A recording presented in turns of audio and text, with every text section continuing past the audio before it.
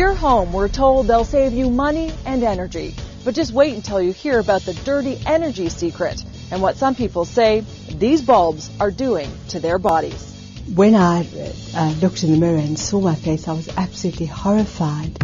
They're the most sought-after customer in the multi-billion-dollar world of video games. Who are they? Not your kids.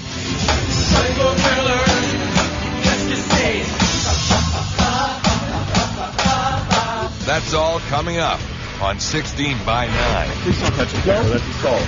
Well, talk to us about this. I don't need to talk to you. I didn't even touch him.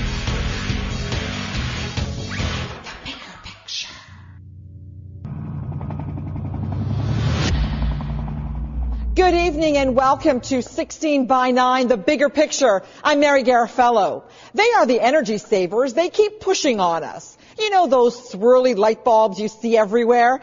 But wait until you hear what our Alison Vushnick uncovers about these bulbs and what some say it's doing to their bodies. Imagine turning on a light bulb and only 20 minutes later, your face looks like this. Brenda Ryder says it happened to her. When I looked in the mirror and saw my face, I was absolutely horrified. I didn't exactly know what had caused it or whether it could be controlled or whether it was short-term or long-term. So I was just completely aghast. And there are others. I get dizzy. Weeping pustules. I can't focus well. I just feel all They're wrong. going to make a lot of people sick. They all say it was these, the curly compact fluorescent light bulbs, making them sick. And when they removed them, Pain went away within a couple of days. And my hands started healing immediately.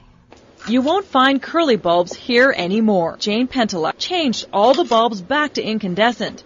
In her basement in St. Catharines, Ontario, Jane used to craft for hours, very close to the compact fluorescent light bulbs. Then a mysterious rash started to appear. On my arms, on my neck, behind my ears, down into my chest, on my legs next. I've had all sorts of blood work done, and everything comes back negative, every possibility. Skin problems, headaches, joint pain from turning on a light? Hard to imagine. So we started investigating. So exactly what do the bulbs emit?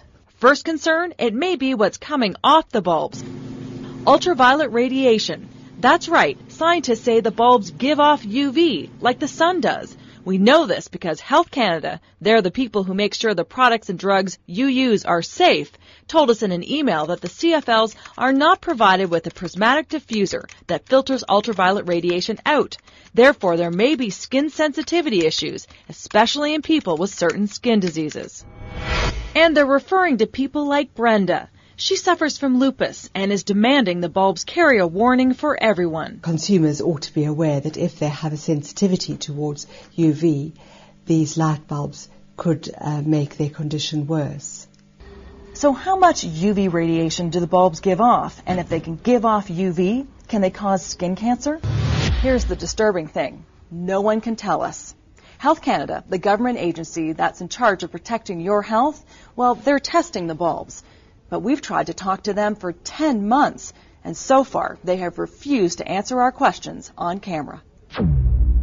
So after 10 months of no's and not availables, we had to go all the way to London, England to get some answers. It seems their government health people are happy to talk to us, and they have real science to back what they say, because they've tested the bulbs.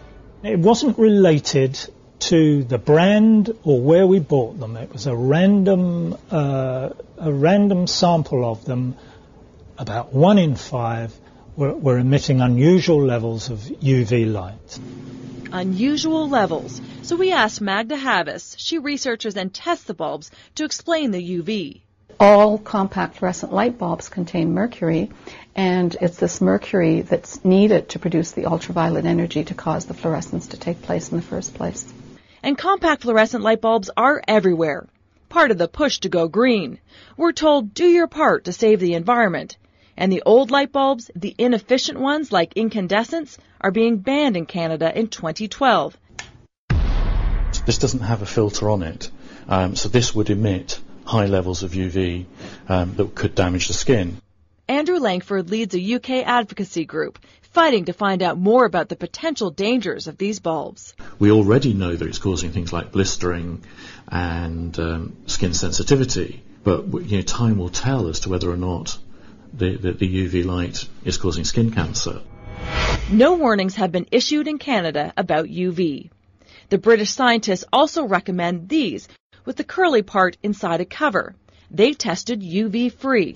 You can buy these bulbs in Canada as well. Good for you that you're saving energy, but I would also say don't sit right beside them until we know more.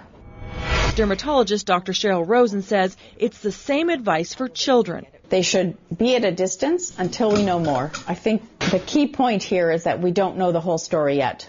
So what about the people who make and profit from CFLs, the manufacturers? For months we contacted the big three, Philips, General Electric, Osram Sylvania, and their Lighting Industry Association. Only Philips told us that they were investigating UV concerns.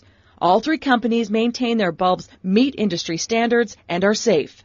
But each time we asked for an on-camera interview, we were denied. Health Canada has never set rules for UV, so there are no rules being broken. If we're going to have these devices, there should be proper standards for them. So when Jane heard the warning from British scientists, it upset her. Their advice, don't get too close to the bulbs and limit your exposure time.